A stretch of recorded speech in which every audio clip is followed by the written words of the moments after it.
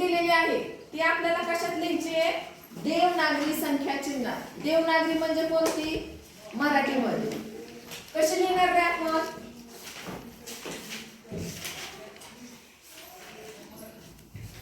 89,456. आता 27वा जो प्रश्न आहे काय दिलेला आहे? प्रश्न चिन्हाच्या जागी क्रमाने कोणती आकृती बंद येईल. आता सुरुवातीला काय आहे? एक बॉल. त्यानंतर काय आहे? 3 त्रिकोण, 2 बॉल, 2 त्रिकोण. आता पहा इथं काय झालेलं आहे? किती बॉल आहे तिथं? 1. 1 चं काय झालंय? 2. म्हणजे बॉल मध्ये 1 ने वाढ झाली. तसं त्रिकोणात काय झालं रे? वाढ झाली का कमी झालंय? कमी. 1 ने कमी झाली. म्हणजे बॉल काय झाले? 1 ने वाढले आणि त्रिकोण 1 ने कमी झाले. मग आता इथं काय येणार सांगा? किती बॉल येणार? 3 बॉल आणि 1 त्रिकोण. बरोबर का नाही? म्हणजे ह्या 2 त्रिकोणानंतर काय येणार आहे? 3 बॉल येणार आहे. आणि नंतर जर पुढचं विचारलं असतं तर पुढे किती येणार आहे? 1 त्रिकोण. म्हणजे पर्याय क्रमांक 1. 28. वाचन करा. मी काय लिहिलंय?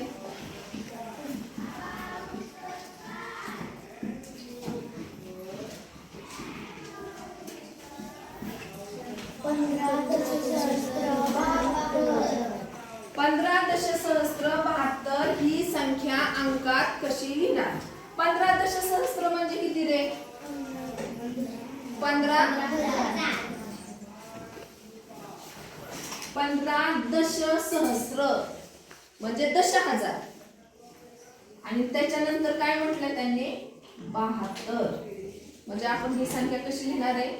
15 दशसहस्त्र 72.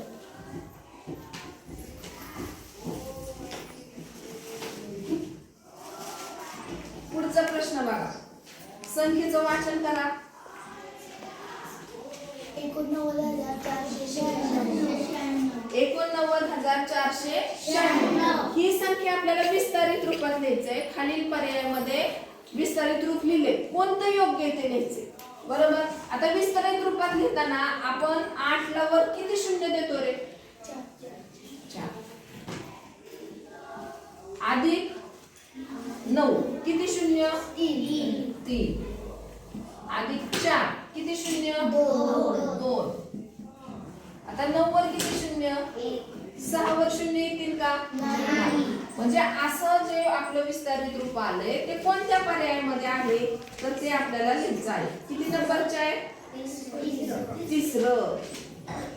म्हणजे पर्याय क्रमांक 3.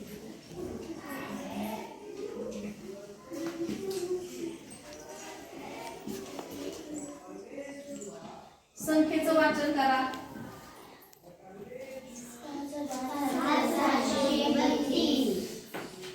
5,632. आता या संख्येमध्ये 6 ची दर्शनी किंमत आणि 2 ची दर्शनी किंमत.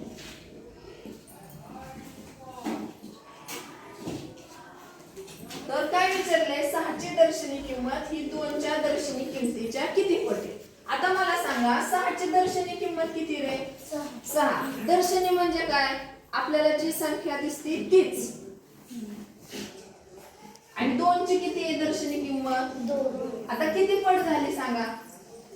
2 ला कितीने गुणल्यानंतर 6 येते? 3. 2 ला 3 ने गुणल्यानंतर 6 येते. म्हणजे 2 च्या किती पट झाले? 6. 3 पट. किती पट झाले? 3 पट. म्हणजे पर्याय क्रमांक 1.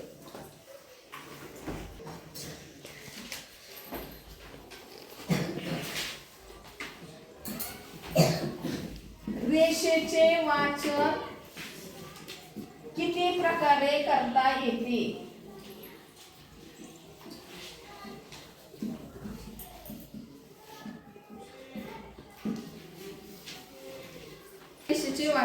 तीन प्रकारे करता येईल। रेषा माहिती तुम्हाला कशी असते सांगा? ना तीन प्रकारे करायले। पर्याय क्रमांक 1 1 गुणिले म बरोबर 30 वजा 30 असं दिले। म्हणजे इकडे जे उत्तर येईल हे उत्तर आणि हे उत्तर काय असणार आहे? समान असणार। आणि त्यांनी विचारलंय तर म बरोबर किती काय काढायचं आपल्याला? म काढायचं। पद 25 गुणिले 1 किती झालं? 25 गुणिले म बरोबर 30 वजा 30 किती? 0। म्हणजे आता इथं काय होणार आहे? ह्या दोघांचा गुणाकार किती यायला पाहिजे रे? 0। मग 25 ला कितीने गुणला आपलं उत्तर 0 येईल? 0 ने, बरोबर का नाही? म्हणजे 25 च्या जागेवर जर आपण 0 टाकले तरच आपलं उत्तर काय येणार आहे? 0। म्हणजे म ची किंमत काय झाली? 0 झाली, बरोबर का नाही? म्हणजे म बरोबर किती आलं? 0।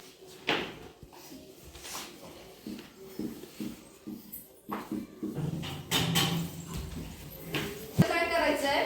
चौकटीच्या जागेवर काय येईल ते बघायचं। इथं किती आहे?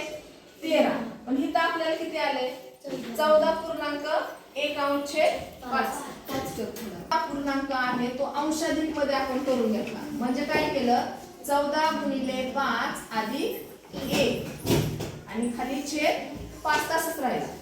14 गुणिले 5 किती? 70 अधिक 1 71/5। मग इकडे आपलं उत्तर काय आलं पाहिजे? 71। आता इथं जर बेरीज करायची असेल तर आपण काय करतो? अगोदर छेद सारखे करून घेतो। मग ह्याचा जर छेद सारखा करायचा आहे तर अंशाला पण 5 ने गुणायचं आणि छेद तसाच 5 येणार, कारण त्याच्या खाली 1 आहे। 1 गुणिले 5 5 अधिक चौकट आणि छेद 5 तेरी 5 65। दोघांची बेरीज केली आपल्याला उत्तर किती पाहिजे रे? इथं 71। मग 65 मध्ये किती मिळवायला लागतील म्हणजे आपल्याला 71 येतील? 6। मग 65 अधिक 6 आणि बरोबर इकडे पण तेवढेच येणार आहे। म्हणजे चौकटीच्या जागेवर किती आले? 6। म्हणजे पर्याय क्रमांक किती आहे सांगा? 3। समजलं हे गणित? 34 67 च्या मागची 9वी समसंख्या मागची विचारले आणि कोणती विचारले? 9वी। आता आपण काय करतो? मागची आणि पुढची काढताना मागची आणि पुढची काढताना काय करतो आपण? 9वी विचारली असेल तर 9 दुने 18 मिळवतो। मागची असेल तर 9 दुने 18 वजा करतो। पण कधी करतो? इथं जर सम असेल तर, बरोबर का नाही? पण 67 सम आहे का विषम आहे? विषम आहे। म्हणजे दिलेली संख्या कोणती आपली?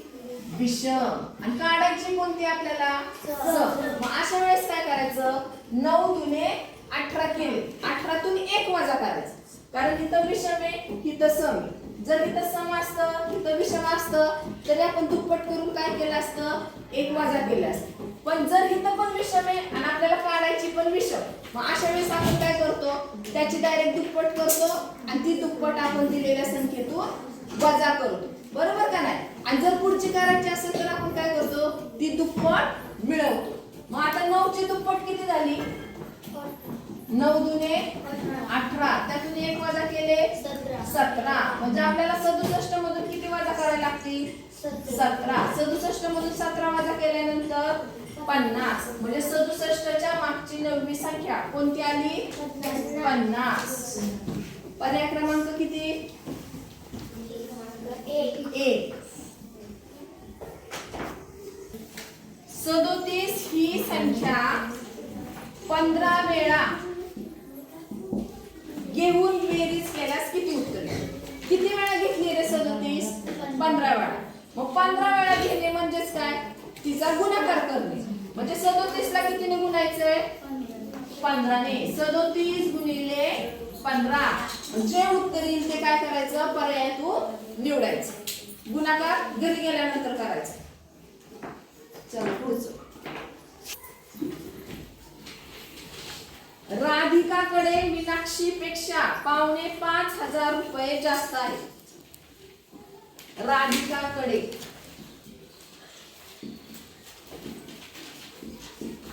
मीनाक्षीपेक्षा किती रुपये जास्त आहेत? 5,500 जास्त आहे. 5,500 जास्त आहे. राधिकाकडे मीनाक्षीपेक्षा 5,500 रुपये जास्त आहे. तर आता त्यांनी काय केलंय? मीनाक्षीकडे किती ते दिले आपल्याला? किती मीनाक्षीकडे? 17,890. मग आता राधिकाकडे किती पैसे असतील रे? मीनाक्षीपेक्षा किती जास्त सांगितले त्यांनी? 5,500. बरोबर. मग 17,890 मध्ये आपण किती मिळवणार? 5,500. आता 5,500 कसं लिहायचं? 4,750. मग ह्या दोघांची बेरीज केल्यानंतर आपल्याला काय येणार आहे? राधिकाकडचे पैसे येणार. बरोबर.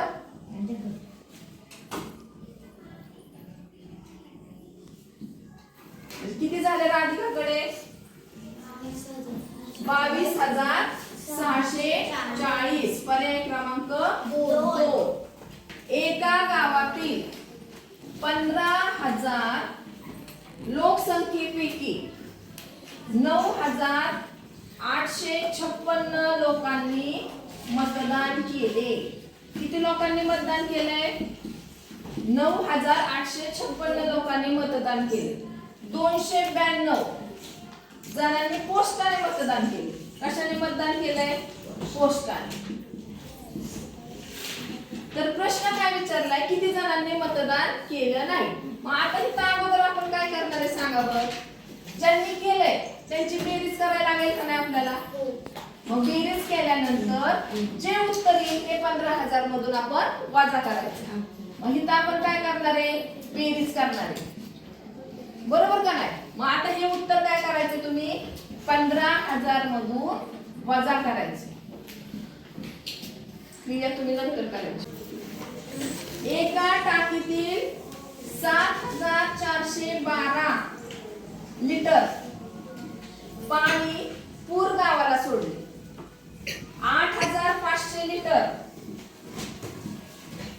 पाणी खेनंद गावाला सोडले. हे कोणत्या गावाला आहे? पूर. एवढं पाणी खेनंद गावाला आहे. तेव्हा टाकीत 12,900 लिटर पाणी शिल्लक होते. किती शिल्लक होते एवढं सोडून? 12,900 लिटर पाणी शिल्लक होते. तर आपल्याला काय विचारलंय? तर टाकीची पाण्याची क्षमता किती? मग इथं कोणती क्रिया करणार आहे? अगोदर ह्यांची बेरीज करायची. जे उत्तर येईल ते ह्या मिळवायचं. काय करायचं? इथं मिळवायचं. त्यांची बेरीज केल्यानंतर जे उत्तर येईल ते ह्या शिल्लक मध्ये मिळवायचे. आणि मग आपल्याला त्या टाकीची काय करणार आहे? क्षमता काढणार.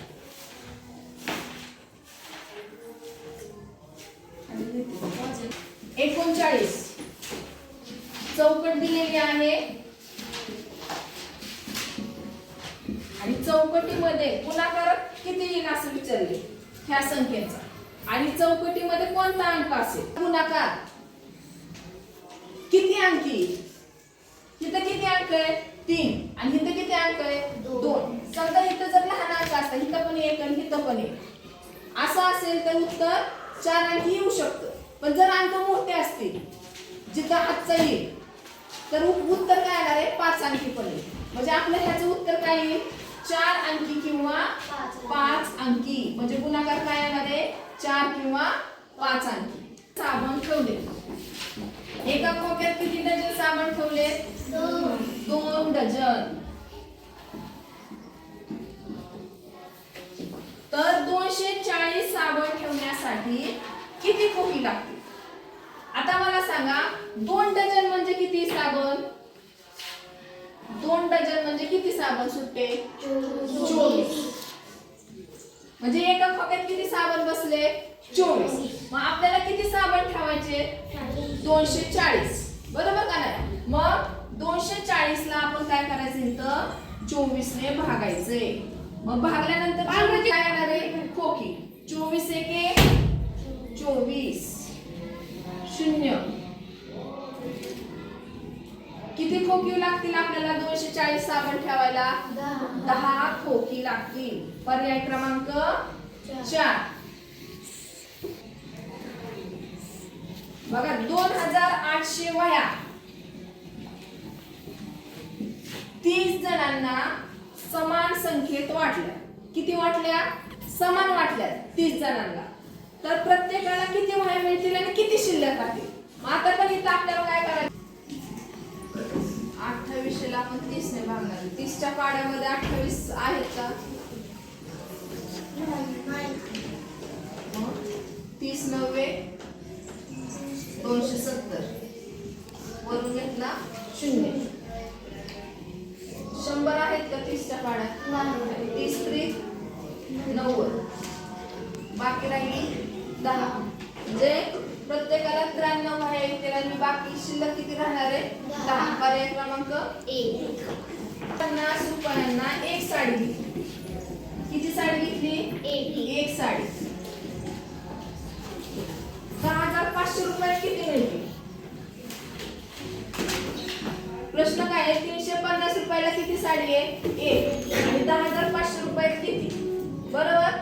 एकावरून आपण जर जास्त काढायचे असेल तर त्यावेळेस गुणाकार करतो. पण आपल्याला रक्कम दिली त्यामध्ये आपल्याला किती काढायची ते विचारलेले. एका साडीची किंमत दिली. मग आता आपण काय करणार इथं? भागाकार. 10,500 ला कितीने भागायचंय? 350 ने. शून्याला शून्य गेले. 35 च्या पाना मनावर 105 आहे का? 105 आणि हा शून्य म्हणजे किती साड्या येतील? 30 साड्या येतील. पर्याय क्रमांक 2. पुढचा प्रश्न बघा. 3/5 आणि 3/5 मध्ये 3/5 किती वेळा मिळवावेत? म्हणजे बेरीज 6 येईल. किती बेरीज पाहिजे आपल्याला? 6. उत्तर किती पाहिजे? 6. मग आपण बघायचं 5 आणि 6. 5 6 30. ज्यावेळेस इथं वरती अंशाला 30 असतील म्हणजे असं तर त्यावेळेस आपलं 5 6 30 म्हणजे 6 उत्तर येतं. मग ह्यामध्ये किती मिळवायला लागतील विचारले. मग 30 उत्तर यायला इथं किती आहे? 3. 3 10 30. 3 10 30 म्हणजे 10 वेळा क्रिया मांडायला लागेल का नाही? पण इथं 2 ऑलरेडी त्यांनी क्रिया मांडून दिल्यात का नाही? मग ह्या 10 मधून हे 2 वजा केले तर अजून आपल्याला किती वेळा मिळवायला लागतील? 8 वेळा मिळवायला. किती वेळा मिळवायला लागतील? 8 वेळा. समजले? आपल्याला विचारलंय अपूर्णांक जर चढत्या क्रमाने लिहिला. कोणत्या क्रमाने? चढत्या. चढत्या म्हणजे लहानापासून सुरू का मोठ्यापासून? लहानापासून सुरू. चढत्या क्रमाने लिहिल्यानंतर मध्यभागी कोण येईल असं विचारले. आता तुम्ही सांगा मला अंश सारखे का छेद सारखे? अंश. ज्यावेळेस अंश सारखा असतो ज्याचा छेद मोठा तो अपूर्णांक लहान. मग कोण आहे रे ह्याच्यात लहान? लहान कोण आहे? 19. आता ह्याच्यानंतर कोण येणार आहे? 16 का 18? 18. नंतर 16. त्याच्यानंतर 13. शेवटी कोण येईल? 5. आपल्याला प्रश्न काय विचारलाय? मध्यभागी कोण? कोण आहे मध्यभागी? 7/16. पर्याय क्रमांक किती? 4. आता पुढचा प्रश्न बघा. एका शेताच्या 1/2 भागात ज्वारी. किती भागात? 1/2 भागात ज्वारी. 1/4 भागात गहू. उरलेल्या 16 हेक्टर शेतात कांदे लावले. किती हेक्टर? 16 हेक्टर भागात कांदे लावले. तर संपूर्ण शेत किती हेक्टर होते? 2 भाग ज्वारी म्हणजे काय? पूर्ण शेताचा अर्धा भाग. पूर्ण शेताचा किती भाग आहे? अर्धा भाग ज्वारी किती भाग ज्वारी आहे अर्धा 1/4 1/4 म्हणजे काय पूर्ण शेतापैकी पाव भाग काय आहे गहू आणि इथं 16 हेक्टर कांदे दिले बरोबर का नाही आणि किती काढला आता हा झाला काय अर्धा आणि हा पाव अर्धा आणि पाव काय झालं हे पाऊण झालं बरोबर का नाही पाऊण भाग हा झाला आणि इथं 16 म्हणजे हा पण पाव झाला का नाही कारण इथं पाऊण गेले जो आपला हा पूर्ण भाग आहे ह्याच्यातला बघा तिथला भाग गेला एवढे 2 भाग गेले अर्धा समजा असेल तर ज्वारीने गेलाय हा भाग कुणी गेलाय गव्हाने मग हा राहिलेला भाग कोणी कांदे बरोबर का नाही पाव भाग म्हणजे कांदे किती झाले पाव भाग मग आता हे पूर्ण झालं का नाही अर्धा पाव पूर्ण भाग झाला 1 मग हा जर 16 जर पाव भाग आहे तर मग 4 मिळून किती होणार आहे 16 एके 16 16 दुने 32 16 त्रिक 48 16 64 म्हणजे 16 गुणिले 4 बरोबर 64 हेक्टर हे झाले पूर्ण क्षेत्र समजलं पर्याय क्रमांक 3 किती 2/3 भागाचे नूतनीकरण झाले रस्ता किती आहे 9 किलोमीटर लांबीचा आहे त्यापैकी 2/3 भागाचे नूतनीकरण झालेले आहे तर विचारले नूतनीकरण किती भागाचे राहिले आता काय करायचं 9 पैकी किती भागाचे झालंय 2/3 म्हणजे आता हे झालेलं मी केलं 3 त्रिक 9 3 दुने 6 म्हणजे 9 पैकी 6 भागाचं नूतनीकरण झाले बरं राहिले किती 9 मधून जर आपण 6 वजा केले 9 वजा 6 बरोबर 3 किलोमीटर भागाचं नूतनीकरण राहिलेलं आहे म्हणजे आपण पहिली क्रिया काय केली नूतनीकरण झालेला हा भाग काढला मग झालेला भाग ह्या टोटल मधून आपण वजा केला आता दुसरी पद्धत काय आपण करू शकतो समजा 3 भागापैकी 2 भागाचं झालंय मग किती भागाचं राहिलं 1 3 पैकी 2 झालं म्हणजे 1/3 भागाचं नूतनीकरण राहिलेलं आहे मग समजा 9 ला जर आपण 1/3 ने जर गुणलं 3 त्रिक 9 3 एके 3 किलोमीटर भागाचं नूतनीकरण राहिलेलं आहे 9.5 किमतीचा अपूर्णांक खाली 9.5 म्हणजे किती रे 9 आणि अर्धा मग आता खाली पर्याय काय दिले बघा ते कोणता पर्याय होईल सांगा 9.5 म्हणजे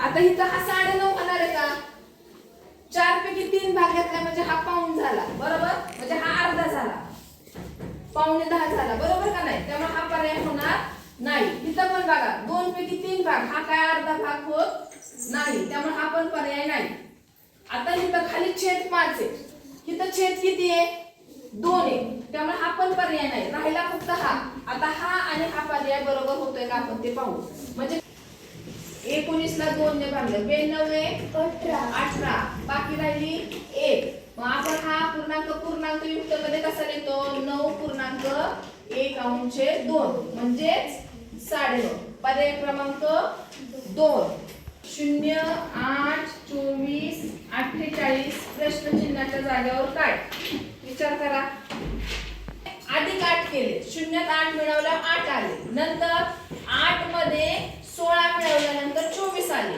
24 मध्ये 24 मिळवले 48 आले म्हणजे काय 8 चा पाढा 8 1 8 8 2 16 8 3 24 8 चौक 32 म्हणजे 48 मध्ये आता किती मिळवायचे आपल्याला 32 मग 48 मध्ये 32 मिळवल्यानंतर आपल्याला क्रमांक 12 2/9 15/13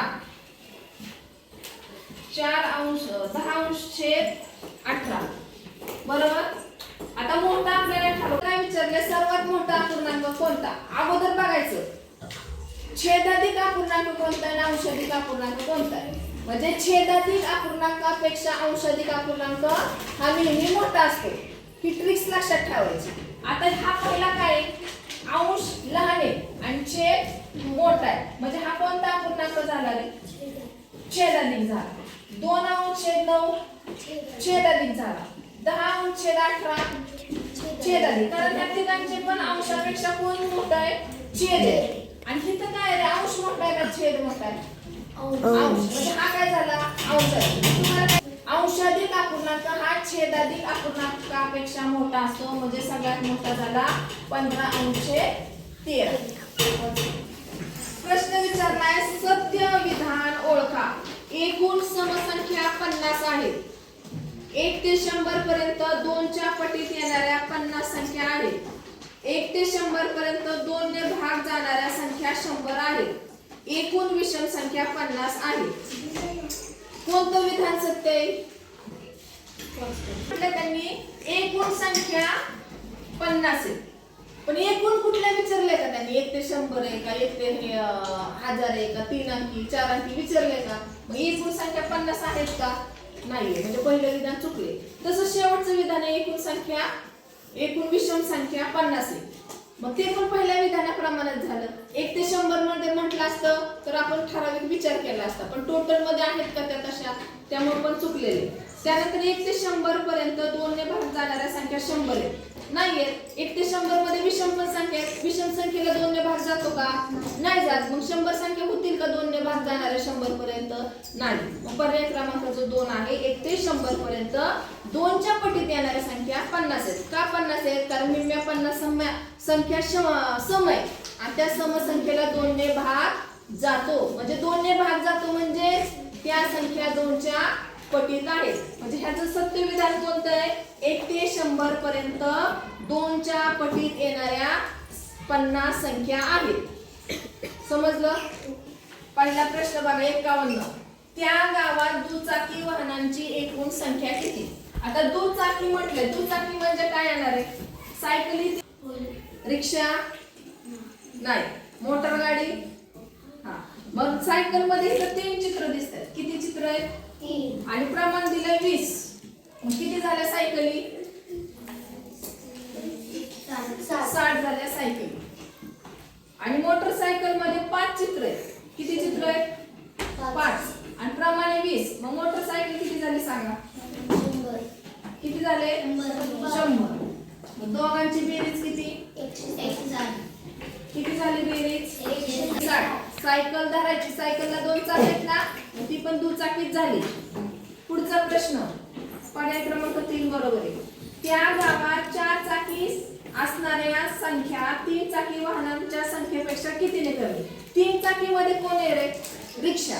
किती आहेत रिक्षा? 2 म्हणजे किती? 40. आणि मोटर गाडी 4 चाकी किती आहेत? 7. 7 म्हणजे किती झाला? काय तर 4 चाकी असणाऱ्यांची संख्या 3 चाकी वाहनांच्या संख्येपेक्षा कितीने कमी अगर जास्त आहे? 4 चाकी जास्त आहे का 3 चाकी जास्त आहे? 4 चाकी म्हणजे जास्त येणार. कितीने जास्त आहे सांगा? 100 ने जास्त. पर्याय क्रमांक 1. चालले आता 16 मीटर लांब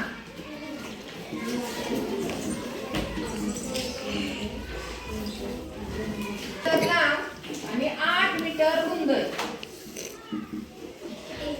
मापाच्या जागेवर 4 मीटर बाजू असणारे किती चौरसाकृती आकाराचे वाफे बनवले जातील? त्या जागेवर वाफे बनवायचे म्हणजे आपल्याला इथं काय करायला लागल? क्षेत्रफळ. म्हणजे आयताकृती सांगा बरं. 16 आणि 8 आणि जो चौरस दिलाय त्याची बाजू किती दिली? 4. म्हणजे ह्याचं क्षेत्रफळ किती येणार आहे चौरसाचं? 4 चौक 16. तिथं 16 आहेत का नाही? तिथं पण 16 आहेत. ह्या 16ला हे 16 गेले, राहिले किती? 8. म्हणजे किती वाफे तयार होतील? 8. समजलं? डायरेक्ट उत्तर कसं करायचं? ह्याचं क्षेत्रफळ आयताचे क्षेत्रफळ लिहिलं मी वरती. खाली काय लिहायचं? चौरसाचे क्षेत्रफळ 4 गुणिले 4. बघा मी कसं सूत्र तयार केलं.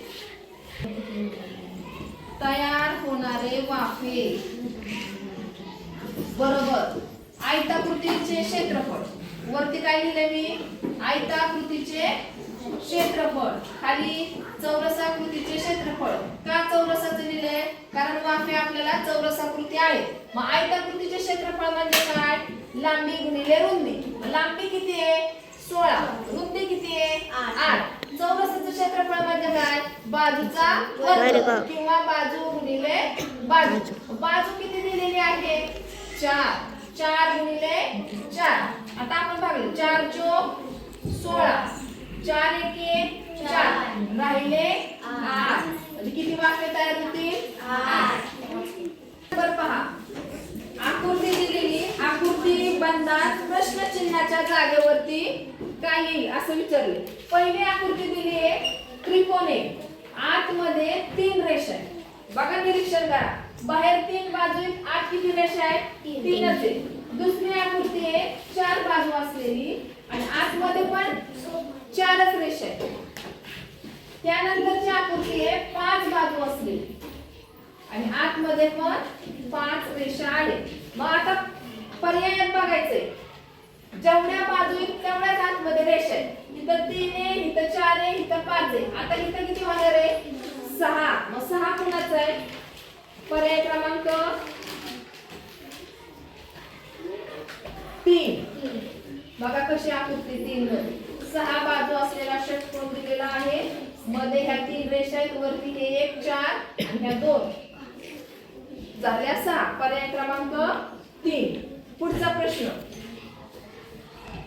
200 मीटर बाजू असणाऱ्या त्या चौरसाकृती मैदानाला. मैदान कसं आहे? चौरसाकृती. त्या मैदानाला 3 फेऱ्या मारायच्या. किती फेऱ्या मारायच्या?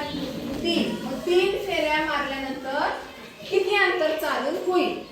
आता ज्यावेळेस आपण फेऱ्या मारतो त्यावेळेस आपण काय करतो? असं कडनी चालतो. बरोबर का नाही? मग फेऱ्या मारतो म्हणजे काय? त्या आकृतीची आपल्याला काय करायची? परिमिती. मग चौरसाची परिमितीचं सूत्र काय? चौरसाची परिमिती बरोबर 4 गुणिले 5. मग किती झाले रे? 4 गुणिले 200. किती उत्तर आलं? 800 मीटर. परिमिती किती झाली? 800. किती फेऱ्या मारायच्यात आपल्याला? 3. मग जे उत्तर आले त्याला किती गुणायचं आपल्याला? 3 ने. मग 8 त्रिक 24 आणि हे 2 शून्य आपण पुढे घेऊ. म्हणजे 2400 मीटर. किती उत्तर येणार आहे? 2400 मीटर. पुढं 56. वर्तुळ केंद्रापासून परिघापर्यंतचं अंतर म्हणजे काय? आता हे आपलं वर्तुळ आहे. बरोबर. हा झाला वर्तुळाचा केंद्र. परिघ म्हणजे कोण? मग वर्तुळ केंद्रापासून परिघापर्यंतचं अंतर काय म्हणायचं रे ह्याला? त्रिज्या. मग काय येणार ह्याचं उत्तर? त्रिज्या. 23 सेंटीमीटर त्रिज्या असणाऱ्या वर्तुळाची सर्वात मोठी जीवा किती मापाची? आता वर्तुळाची सर्वात मोठी जीवा म्हणजे काय? तिचा व्यास. वर्तुळाची सर्वात मोठी जीवा म्हणजे कोण असतो? वर्तुळाचा व्यास. आणि 23 सेंटीमीटर काय दिलंय? त्रिज्या दिली. बरोबर का नाही? ही काय दिलंय? त्रिज्या. मग व्यास हा त्रिज्येचा किती पट असतो?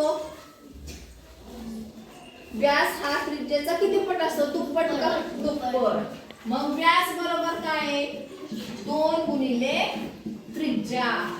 त्रिज्या किती दिली? 23. मग 2 गुणिले किती करायचं आपल्याला? 23. 23 दुने 46. 46 सेंटीमीटर ही कोण आली? सर्वात मोठी जीवा. चौकोन विचारले. काय विचारले आपल्याला? चौकोन. 1 2 3. 2 आणि 3. 3 त्रिक 9.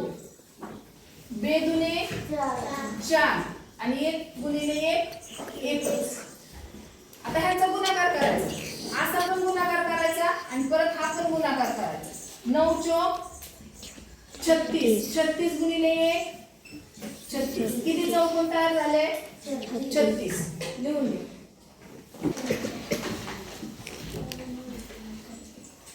रेषा दिलेली.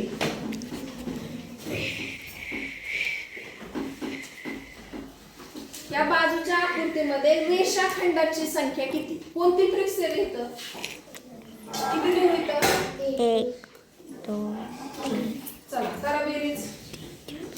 6 इथं का बरं मी अंक लिहिले नाही? कारण त्यांनी काय विचारलेलं आपल्याला? रेषाखंड. ज्यावेळेस आपल्याला रेषा विचारतो आपण सुरुवातीपासून अंक लिहितो. मग 1 + 2 + 3 यांची बेरीज केल्यानंतर आपल्याला 6 हे उत्तर मिळालं. काय मिळालं आपल्याला? रेषाखंड मिळाले. काय मिळाले? रेषाखंड. समजलं? शंकूला किती शिरोबिंदू असतात? शंकूचे शिरोबिंदू सांगा.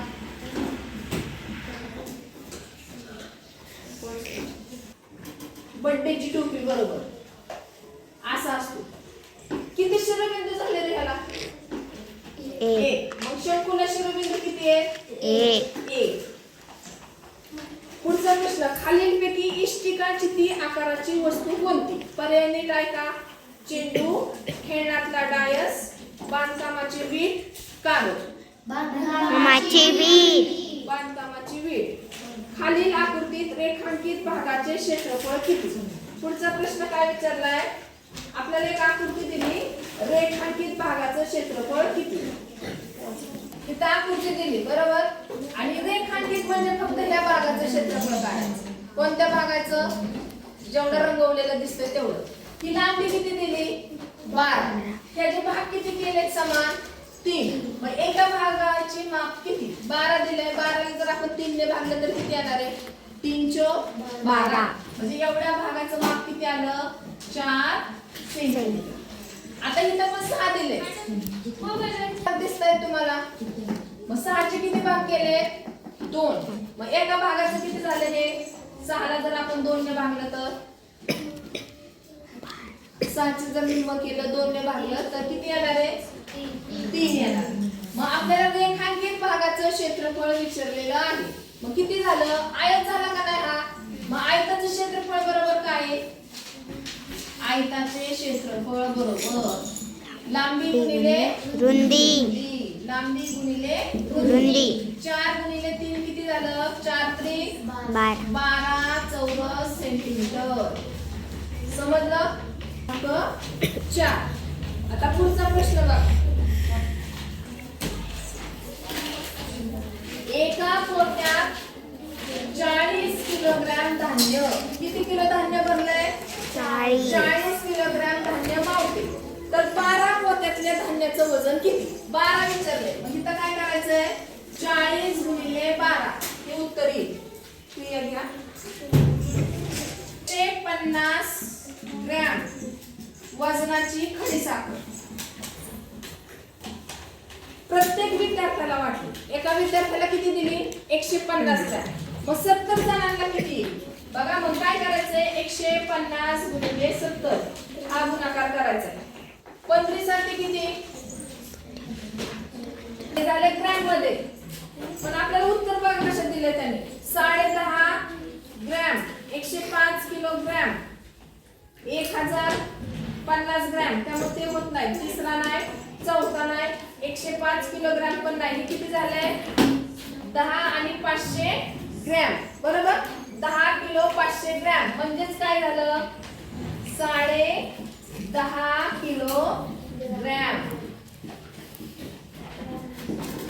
कारण 500 म्हणजे अर्धा म्हणजे 1.5 आणि 10 म्हणजे 10 किलो. 9 किलोमीटर 4 मीटर किती विचारलंय? 9 किमी आणि 4 मीटर अधिक 2 किमी आणि 17 मीटर त्यांची बेरीज करायची. 4 आणि 7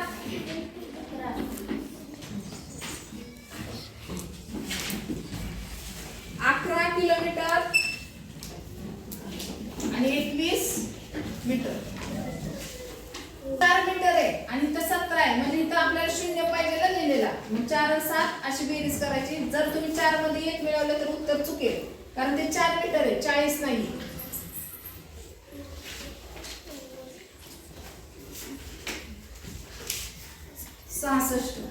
सोमवारी सकाळी 10:15 निघालेली गाडी किती वाजता निघाली?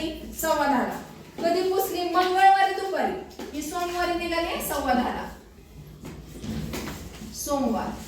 मंगळवारी दुपारी 1:15 पोहोचली.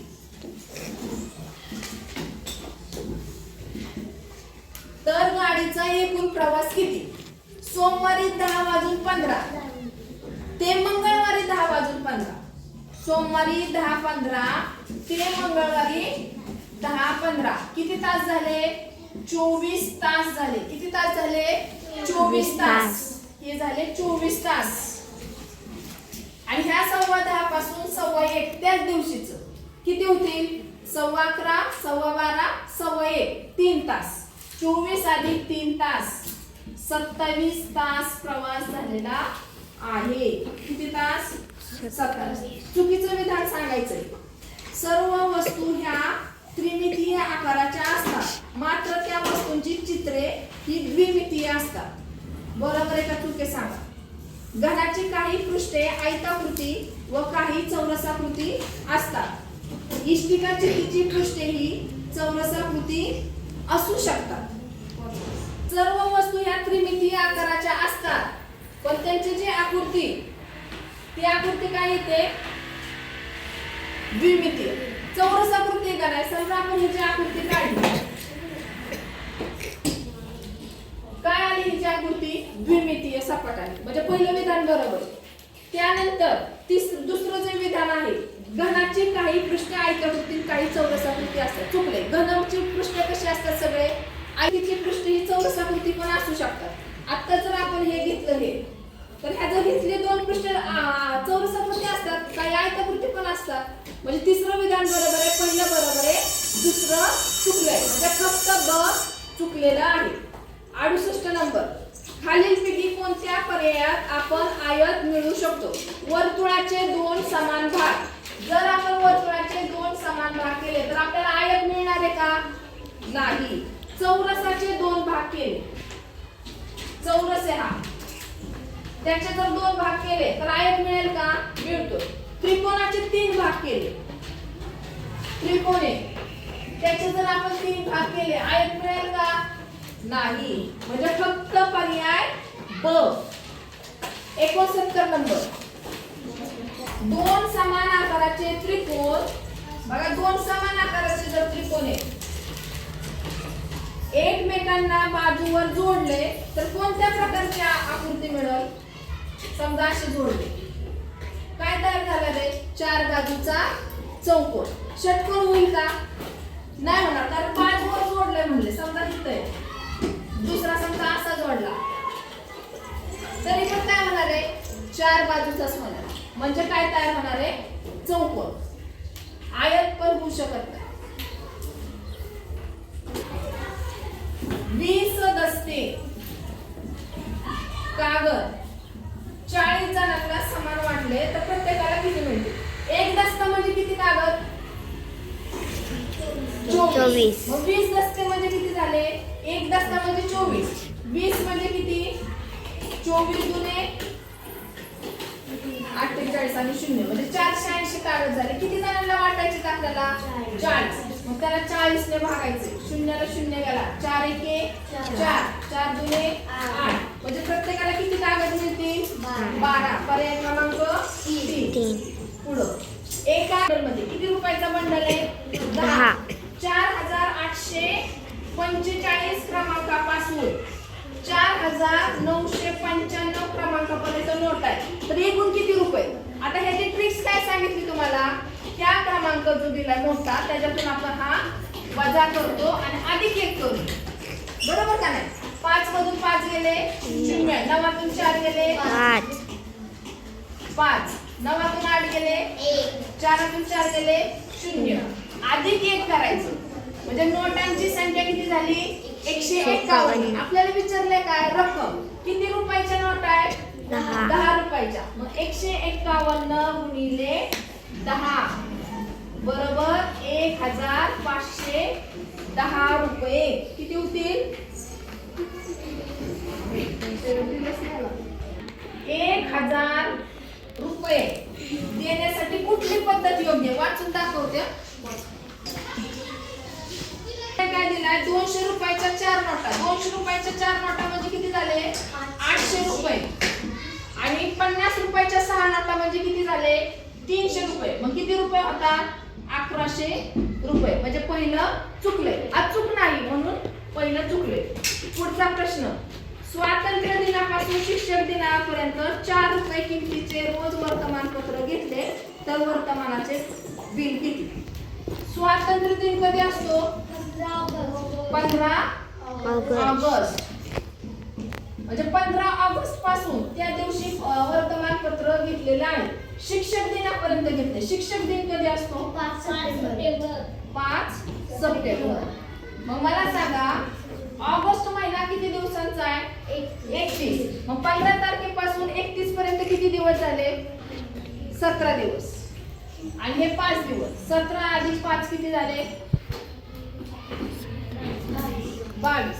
किती रुपयाला एक वर्तमानपत्र आहे? 4 रुपयाला. 22 चोक 88 रुपये झाले बिल. किती रुपये झालं? 88. 5 दिवसांची रजा उपभोगून. किती दिवसांची रजा आहे? 5 दिवसांची. 27 मार्चला बाई शाळेत हजर झाल्या. किती तारखेला हजर झाल्या? 27 मार्च. मग त्या किती तारखेला रजेवर गेला? म्हणजे त्यांची रजेची सुरुवात कधी? 27 ला आल्या. त्याच्या आधी मोजायचं. किती? 26, 25, 24, 23. किती तारखेला रजेवर गेल्या मग त्या? 22 मार्च पासून. पुढचं भाग 75. 200चा 2/5 भाग म्हणजे किती? अशा वेळेस काय करायचंय? 2/5 5 चोक 20 80. मग 200चा 2/5 भाग म्हणजे किती झाले? 80. 5 ने 200 ला भागलं. 5 चोक 20 आणि 40 दुने 80.